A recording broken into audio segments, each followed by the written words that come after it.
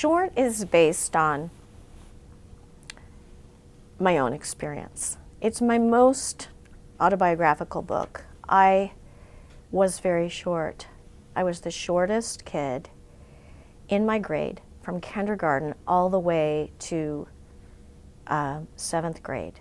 And in 7th grade, I grew 6 inches in 6 months. But prior to that, I was short. I was tiny because I was also very thin. And my parents, I think, thought that I was going to be like my grandmother. She's 4'10". My parents are pretty average size. My mom's actually almost sort of tall. But I could tell I was maybe disappointing them, or they were surprised at how short I was.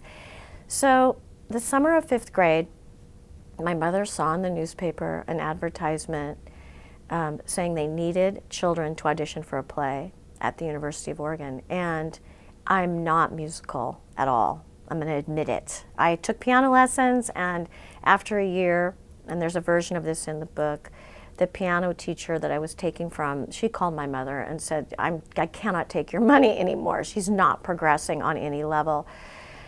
And then I took ballet, and because of my size, they put me with kids who were younger than me. So you would think I would have had a coordination advantage over them. Apparently I did not.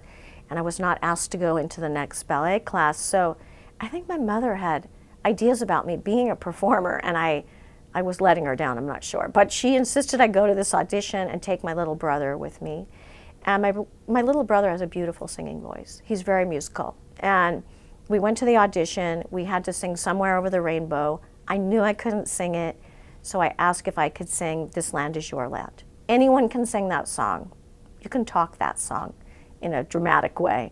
And I went to the edge of the stage. I had my hands in little fists, and I sang the song. And then a week later, we got a phone call that I had been cast in The Wizard of Oz as a Munchkin. And my little brother had as well. Now, I was asked to write a short story about something that happened in my life, and then to dramatize it. Dunlap did a book that was an anthology of writers, and we were to all write about our childhood.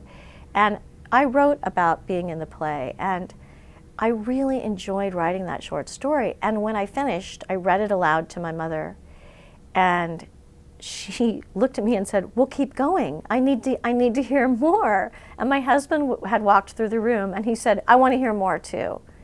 And that was really the genesis of writing short. I started very specifically to write about my own childhood. And from that, I then ended up crafting the story of that summer. Now, there are some fictional elements, but a lot of it comes from real people, the real circumstance of being in a play. And I think that if I hadn't been in that play, and I didn't want to, so that's the other part of it that I think is a big lesson. If I hadn't been in that play, I don't know that I would have ended up.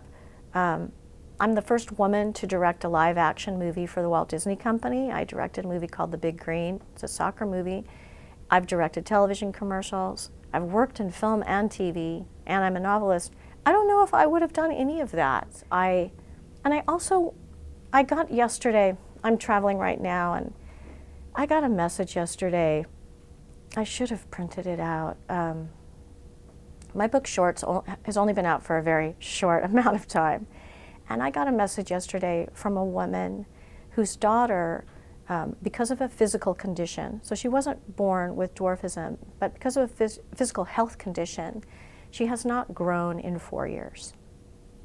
So from 8 to 12, she has not grown at all. And they now are working on that condition, and she's now taking medication. She is giving herself an injection every day. And the mother wrote me a long note, and she wrote it to me on Facebook, and she sent it to me as a message.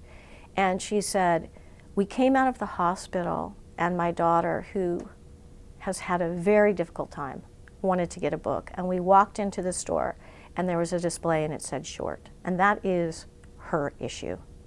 Her growth is her issue. We got the book. She went home, and I let her stay up because she wouldn't stop reading. And she said, sometimes the right book at the right time.